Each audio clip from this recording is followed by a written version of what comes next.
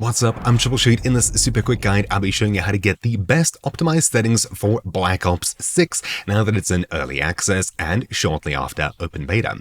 If you need to get access right now, you can do so for just $1 through the Game Pass. You'll find a full guide linked down below.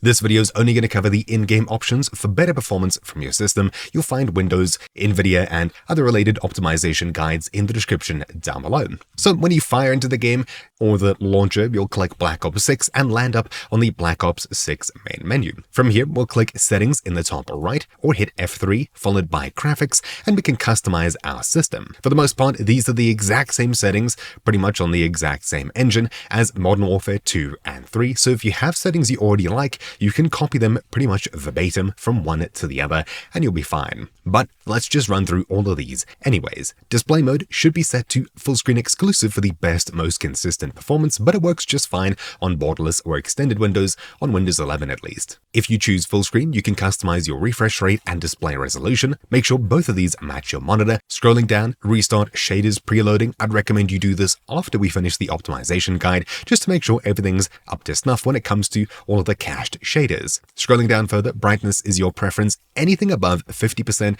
makes the game a lot whiter and washes it out quite a bit, so try not to crank it here too much. If you need extra brightness, try adjusting on your monitor or your graphics card's options instead. Then at the very bottom, we have sustainability. The eco mode preset will force VSync in menus, capping you to 60 or 120 or however many FPS your monitor actually can display, to save a little bit of power. If you have this set to custom, you can customize some options below this that allow us to further control our game. VSync in gameplay should definitely be turned off for better input latency unless you're getting screen tearing where the top and the bottom half of your monitor don't match up. VSync on menus should be set to 100% just so you're only getting 60 FPS or whatever your hertz is for your monitor on the main menu, as that way you're going to be saving quite a bit of power, letting your computer cool down a little bit in between gaming sessions. You can set this to 50%, for example, to use less electricity, generate less heat on the menus, and have a bit more headroom when you actually get into playing the game. The menu FPS doesn't really matter all that much. So cap it to 50 if you want just half of your display refresh rate, which is probably what I'd do if you have a 120 or something higher than that hertz monitor. Just below this, the custom frame limit. Set this to custom and expand it where we can customize the FPS limit for the game itself. The gameplay limit should be all the way up the very top, 300 for uncapped FPS in-game. The menu frame rate limit is your preference, and the out of focus frame rate limit is your preference yet again. This last one happens when you tab out of the game into, say, a browser.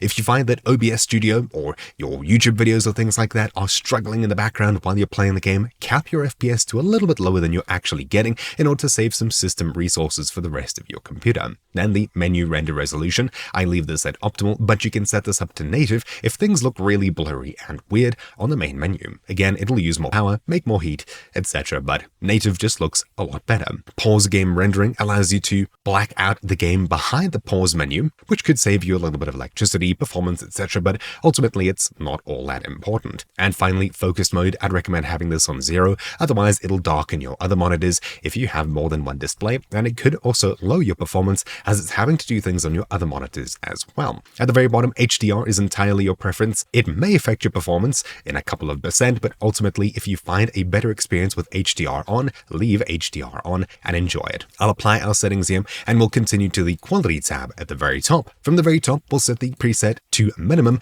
and we'll be working our way up. As this is a competitive shooter, we want the best performance possible. Render resolution should absolutely be set to 100 and nothing higher, nothing lower, so that the game is nice and sharp, rendering at our normal desktop resolution. Anything lower, it'll be blurry. Anything higher, and we'll be wasting extra performance, making the game look just a tiny bit sharper when it doesn't really matter beyond that point. Dynamic resolution should be turned off, otherwise the game's resolution will scale while you're playing the game to try and keep a certain FPS number, but by doing so, you could introduce stuttering, and of course the game could drastically change in quality, hitch, etc. when you're trying to run around and keep a competitive edge. It's not recommended. Upscaling and sharpening, I would recommend, however, if you are going to be playing with upscaling, make sure you use DLSS on NVIDIA graphics cards or AMD FSR3 on everything else. NIS, which is NVIDIA image scaling, is another option for NVIDIA users. It'll give you a small performance boost, but not as big as NVIDIA DLSS. Set your VRAM target scale to 80% and you can leave it there.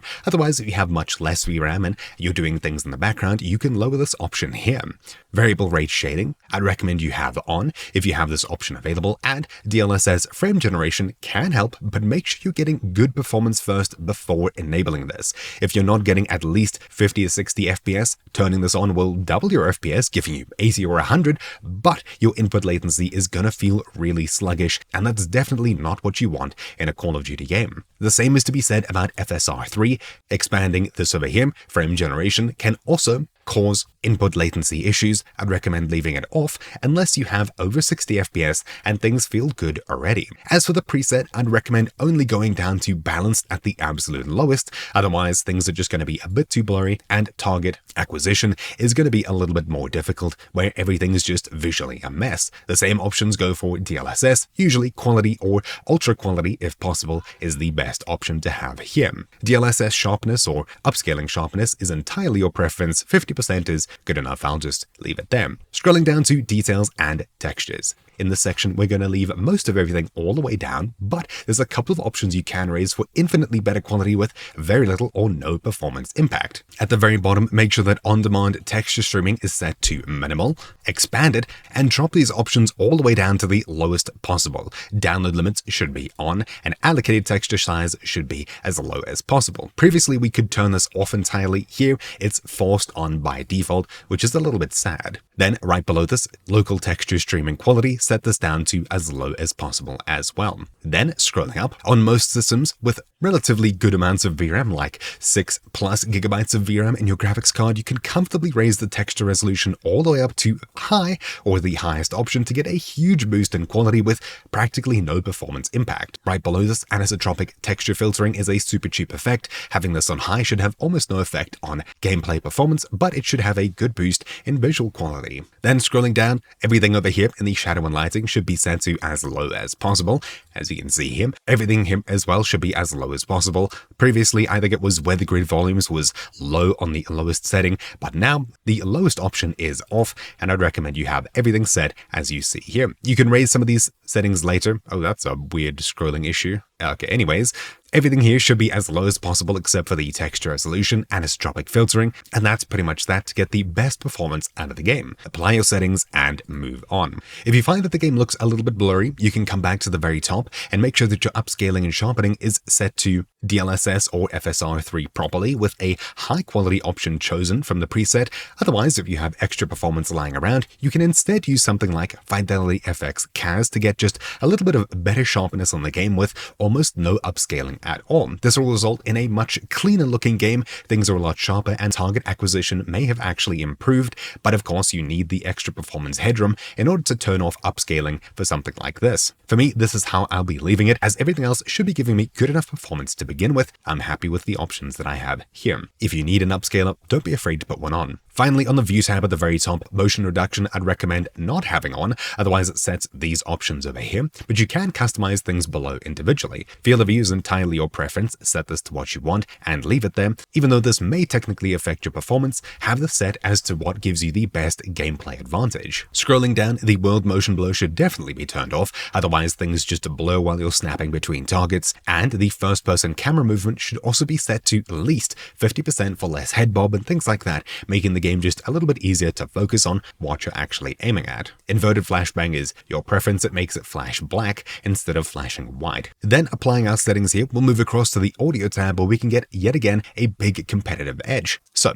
your audio mix can be set to headphones or speakers or theater, but what you should have it set to rather is PC speaker for the tightest dynamic range, meaning footsteps are much louder and explosions are much quieter. While it may be a little bit weird at first, it is going to be a lot easier to hear what's going on around you, and I'd recommend having this option set to PC speaker. This is of course your preference though. Scrolling down here, I'd also recommend turning on reduce tinnitus sound. background to make that whining noise a lot quieter. Now that we've finished optimizing, head back to the Graphics tab, make sure you're saved by hitting 3 or whatever the save button is at the bottom, and click Restart Shaders Preloading in order to restart shader compilation, which should make sure everything is set up the way it should be for our system. You'll see it compiling in the top left either now or after a restart. Now, one final tip is setting which CPU cores your game can use, which is especially important on higher-end, newer CPUs with efficiency cores. Close out of your game, as we'll need to mess around in our desktop environment. And once the game's fully closed, open up a new file browser with Start and E.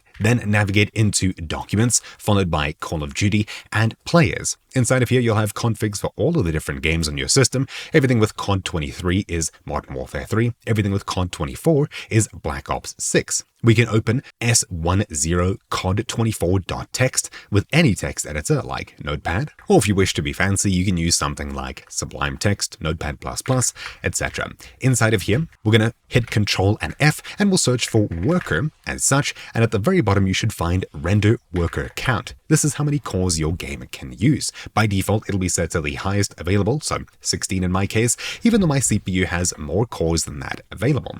If we hit Control-Shift-Escape to bring up our Task Manager and head across to the Performance tab, followed by CPU, we can see some info on my processor. Here's where things can get a little bit confusing. You need to know how many cores your CPU has. If you have one that was old enough that it hasn't got efficiency cores in it, then you can just look at the total number of cores you have at the very bottom over here as cores. Simply use that number in here. So instead of 16, it'll be, in my case, let's say 12 minus 1 is 11. So just use one less core than is actually available on your system. If you have 8, set it to 7, etc. However, if you have a newer system with efficiency and performance cores, you're going to need to Google what kind of processor you have. So I'll search i9-13900K. As you can see, I have 24 total cores, of which 8 are performance cores. So the number I'll be using in this text file is 8. We won't be minusing 1, as there are other cores, the efficiency cores, which can handle the rest of the background tasks on our system like Steam, Discord, etc. We're going to give the game all of our performance cores and nothing more. So I've actually lowered the number here from what it was originally, which was 12, but we should be seeing better performance now as we're only going to be using performance cores. You can save the file, and that's pretty much it. However, there seems to be 2 of these files for some reason. There's a .text1 as well with the same name. I'll open this file as well, as it just seems to be a carbon copy. We'll scroll all the way down to the bottom and again find renderer worker count. We'll be changing this to the same number, so 8 in my case. Save and close both of these files. Now at this point, you're practically done. You can enjoy the game. There's one more thing I recommend though, which is skipping the movie or video that plays at the start of our game. So I'll be starting up Call of Duty once more from the main Call of Duty starter menu. Whether you're in Black Ops 6 yet or not, head across to Settings in the top right, followed by Interface, and at the very bottom, make sure Skip Introduction Movie is turned on, apply, and there we go. So that's pretty much it. Again, if you'd like better performance, check the description down below for Windows optimization guides. And of course, if you're having any other issues with the game, I may have already covered them. Make sure to check out the other Black Ops 6 videos on my channel. Thank you all for watching. My name's been Troubleshoot, and enjoy this open beta / early access period. I'll see you all next time. Ciao.